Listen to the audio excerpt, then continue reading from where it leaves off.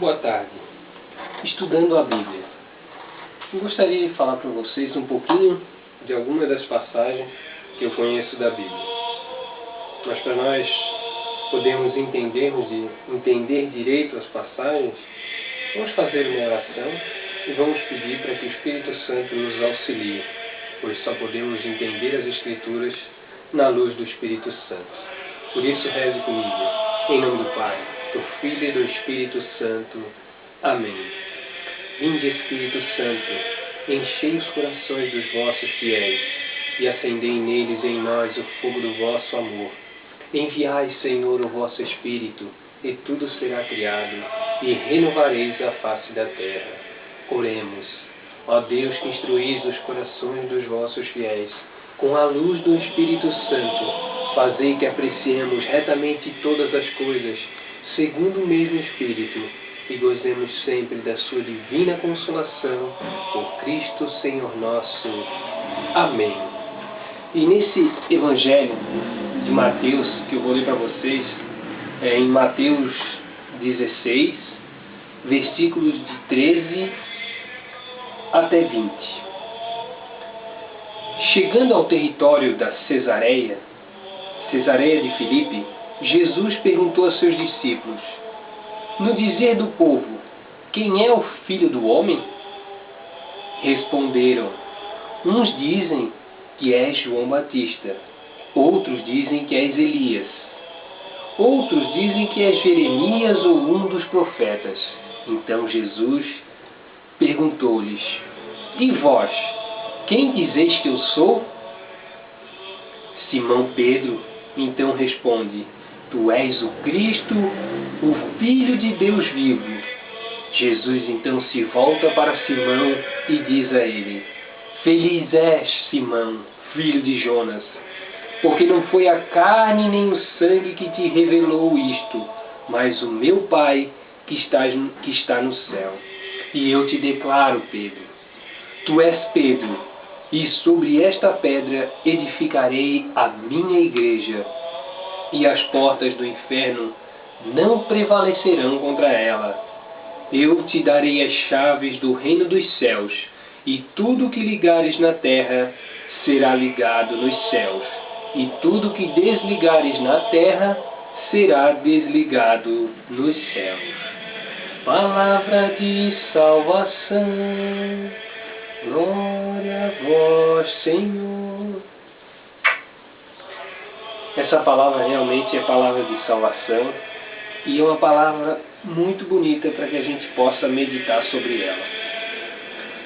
Primeiro vamos à parte de que Jesus diz que não foi nem a carne e nem o sangue que revelou a Pedro que Jesus era o Messias. Falando nessa parte, sabemos que Pedro, para falar aqui isso que falou a Jesus, teria que estar cheio do Espírito Santo. Por isso até fizemos a oração também do Espírito Santo, para que possamos estar cheios sempre do Espírito Santo. E aí, Pedro, juntando algumas partes daquilo que a gente leu, recebe de Jesus a chave do céu e da terra. E recebe de Jesus uma ordem muito forte. Se a gente for pensar nas ordens de Jesus, Jesus, quando diz a Lázaro, que já estava morto há 4 dias, já até cheirava mal, disse: Lázaro, vem para fora. O morto se levantou. Então uma ordem de Jesus é algo muito forte, algo que nós não temos como saber todo esse mistério. Mas é uma ordem, E assim como ele deu essa ordem para Pedro, e disse: Pedro, sobre esta pedra edificarei a minha igreja, e as portas do inferno não prevalecerão contra ela. Eu te darei as chaves do reino dos céus, e tudo que ligares na terra será ligado nos céus, e tudo que desligares na terra será desligado nos céus. Eu tenho esse abajur aqui, ele está desligado. Se eu aperto o botão, a luz aparece. Está ligado a uma corrente, esse botão liga o fio que vai até a lâmpada. Isso quer dizer que eu liguei e apareceu a luz. Se eu desligar, ficamos na escuridão e há trevas. Essa palavra nos remete a isso também. Pedro, agora já reconhecido pelos seus, mas talvez nem ele entendia, Pedro aqui nesse momento se torna o chefe da igreja. Porque Jesus disse a Pedro, tudo que ligares na terra será ligado no céu, e tudo que desligares será desligado. Então Pedro já é chefe da igreja. Sendo chefe da igreja, ele é o primeiro papa da história, instituído pelo próprio Jesus. Sendo papa, tudo que Pedro fizesse ou dissesse seria também uma ordem, pois Pedro era esse chefe. E Jesus já sabia de tudo isso. Então, continua a caminhada de Jesus. Jesus, tem depois a transfiguração no Monte Tabor, e a gente vai percorrendo algumas páginas da Bíblia e sabe que ainda tem muitas coisas que Jesus fez após essa instituição de Pedro. E Pedro caminhou com Jesus muitas vezes com essa carga de chefe da igreja. Então, agora eu pergunto para vocês, e quando Pedro negou Jesus 3 vezes, o que aconteceu? É interessante pensarmos que Pedro, sendo o Papa, o chefe da igreja, quando negou Jesus, ele negava a Santíssima Trindade. Pois Pedro negou 3 vezes Jesus. Por que não 4? Por que não 2? Por que não somente uma? Mas 3. Porque Pedro nega o Pai, Pedro nega o Filho e Pedro nega o Espírito Santo. As 3 negações e uma só ordem. Porque Pedro nega a Trindade Santíssima na mesma pessoa. Pois o próprio Jesus diz, eu e o Pai somos um, quem me vê, vê o Pai. Então Jesus era o Pai, o Filho e o Espírito Santo. Os 3 estão sempre juntos, não podem ser divididos. Mas esse também é um grande mistério que só vamos entender lá no céu. Mas voltando à passagem, Pedro negando o Pai, o Filho e o Espírito Santo, Pedro automaticamente desligaria Jesus do céu, porque a corrente não poderia mais subir. E o que aconteceu nessa negação de Pedro? Se a gente for pensar, quando rezamos o Creio em Deus Pai, começamos toda a oração, Creio em Deus Pai Todo-Poderoso, e aí mais ou menos da metade para o final, nós dizemos, desceu à mansão dos mortos e ressuscitou ao 3º dia. Jesus desce à mansão dos mortos, mas Jesus, sendo Deus, sendo homem também, tirando toda a sua divindade na cruz e fazendo coisas boas, por que Jesus desceria à mansão dos mortos?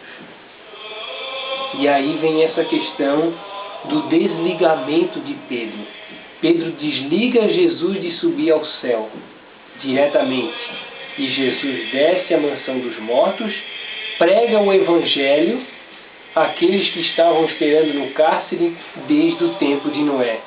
E essa passagem é muito interessante, porque podemos olhar lá em 1 de Pedro, na 1 de Pedro, capítulo 3, versículos de 18 até 20, Pois também Cristo morreu uma só vez pelos nossos pecados, o justo pelos injustos, para nos conduzir a Deus.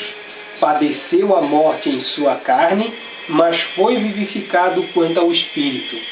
E é neste mesmo Espírito que ele foi pregar aos espíritos que eram detidos no cárcere, aqueles que outrora, nos dias de Noé, tinham sido rebeldes, quando Deus aguardava com paciência enquanto se edificava a arca, na qual poucas pessoas, isto é, apenas 8, se salvaram através da água. Somente 8 se salvaram através da água, enquanto toda a humanidade estava esperando nessa mansão dos mortos. E foi preciso um novo batismo e um novo sangue para salvar a humanidade. O Cordeiro de Deus, o Cordeiro imolado, que morre no alto da cruz, que desce à mansão dos mortos, prega o Evangelho a todos aqueles que estavam esperando, desde Adão, e ressuscitam com Jesus. Porque o finalzinho do capítulo de Mateus, quando Jesus dá um grande grito na cruz e o véu do templo se rasga, as sepulturas se abriram e muitos mortos se levantaram e entraram na cidade santa.